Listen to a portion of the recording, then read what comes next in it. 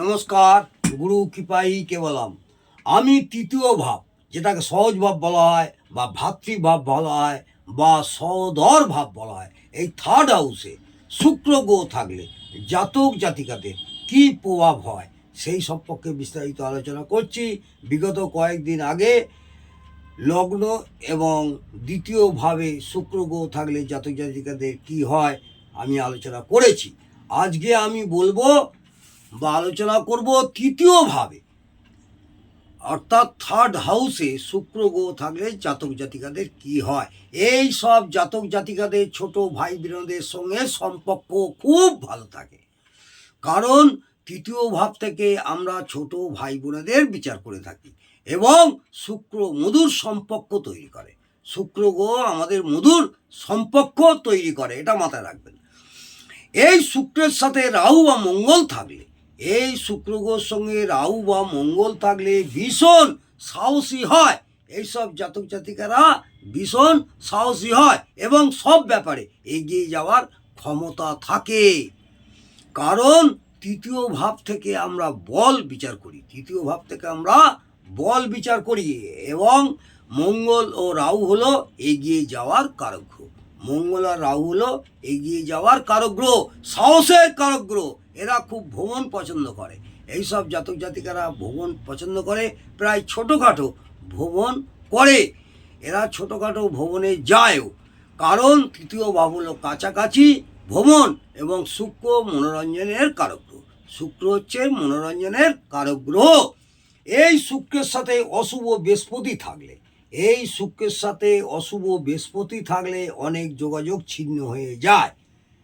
এদের অশুভ যদি বৃহস্পতি থাকে তাহলে অনেক যোগাযোগ ছিন্ন হয়ে যায়, অনেক সময় অনেক কাজ হাতছাড়াও হয়ে যায়, হওয়া কাজও আটকে যায়, কারণ তৃতীয় হলো যোগাযোগ এবং শুক্র ও বৃহস্পতি হলো পরস্পরের শত্রু।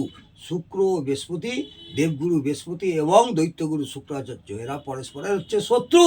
এদের যদি কোনো ছোট বোনের থাকে, এদের যদি কোনো ছোট বোন থাকে, তাকে খুব দেখতে সুন্দর হয় এবং সুশ্রী হয়, কারণ শুক্র মহিলা কারক গ্রহ।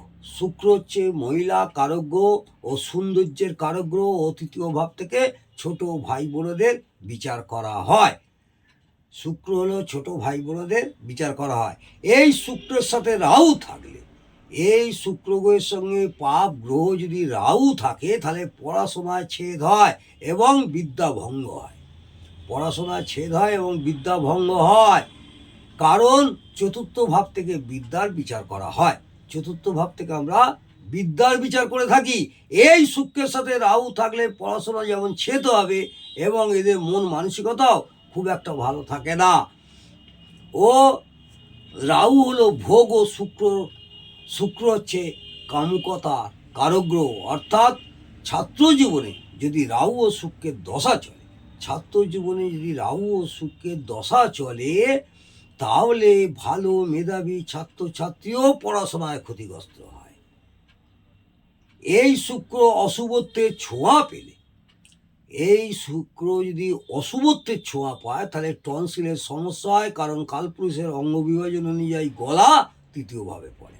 আপনারা হয়তো জেনে থাকবেন, কালপুরুষের অঙ্গ বিভাজন অনুযায়ী গলা হচ্ছে তৃতীয়ভাবে পড়ে। এছাড়া গলা বা ঘাড়ের ত্বকে চর্মরোগও দেখা যায়। গলা বা ঘাড়ে কোনো রকম চর্মরোগ, র্যাশ হওয়া, এগুলো দেখা যায়। এই শুক্রের সাথে শুভ চন্দ্র থাকলে খুব ভালো কবি, সাহিত্যিক, গল্প লেখকও হতে পারে, কারণ তৃতীয় ভাব হলো লেখালেখি, চন্দ্র হলো কল্পনা শক্তি। আমাদের চন্দ্রগ্রহ হলো কল্পনা শক্তি, আর শুক্র হলো সৃষ্টির কারক গ্রহ। শুক্র হলো, মাথায় রাখবেন, এর সৃষ্টির কারক গ্রহ। প্রতিবেশীদের সাথে এদের খুব ভালো ব্যবহার ও সম্পর্কও থাকে, কারণ তৃতীয় ভাব থেকে প্রতিবেশীরও বিচার করা হয়। তৃতীয় ভাব থেকে আমরা প্রতিবেশীরও বিচার করে থাকি এবং শুক্র মধুর ব্যবহার ও মধুর সম্পর্কের কারক গ্রহ।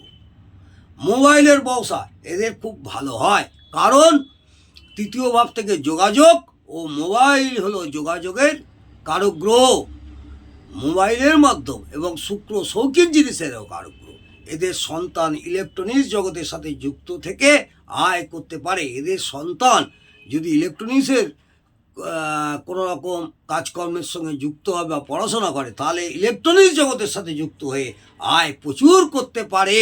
কারণ লগ্ন সাপেক্ষে পঞ্চম ভাব থেকে সন্তানের বিচার করা হয় এবং এই পঞ্চম ভাবকে 1 নম্বর ঘর হিসেবে ধরলে সেখান থেকে গণনায় একাদশ ঘর হবে তার আয়, অর্থাৎ জাতক বা জাতিকার তৃতীয় ভাব এবং শুক্র ইলেকট্রনিক্সের জিনিসের কারক।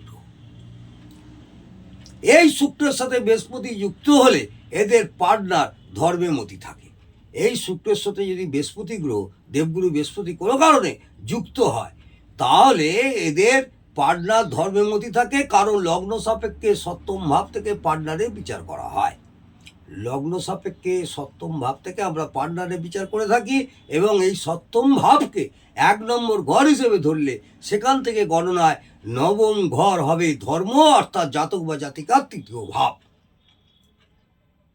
এই শুক্র যদি পাপ দৃষ্ট, পাপ পীড়িত, পাপ মধ্যগত, শত্রু গৃহগত, দুস্থানগত ও দুস্থানপতি হয় বা বাদক স্থানে থাকে বা বাদকপতি হয়, নিচস্থ বা নাশস্থ হয়, অশুভ অ্যাসপেক্টে থাকে, ষোড়শ বর্গে বল কম পায়, তখন সমস্ত শুভত্বের পার্সেন্টেজ কমবে।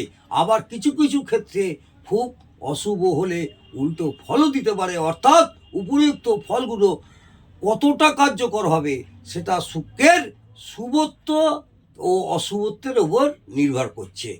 আজকে আমি এই পর্যন্ত আলোচনা করলাম। যদি আপনাদের ভালো লাগে আমার ভিডিওটি, তাহলে অবশ্যই আপনারা একটি লাইক করে আমাকে উৎসাহিত করবেন এবং কমেন্টে জানাবেন কেমন লাগলো। নমস্কার, জয় মা তারা। ভালো থাকুন, সুস্থ থাকুন, আনন্দে থাকুন। সব সময় পজিটিভ চিন্তা ভাবনা নিয়ে আপনারা জীবন যাপন করবেন। আশা করব পজিটিভ চিন্তা ভাবনা করলে আপনাদের অনেকটাই ওপরওয়ালার কৃপায় সুফল থাকবেন। আজকে এই পর্যন্ত আলোচনা করলাম। আমি এখানেই সমাপ্ত করছি আমার আলোচনাটি।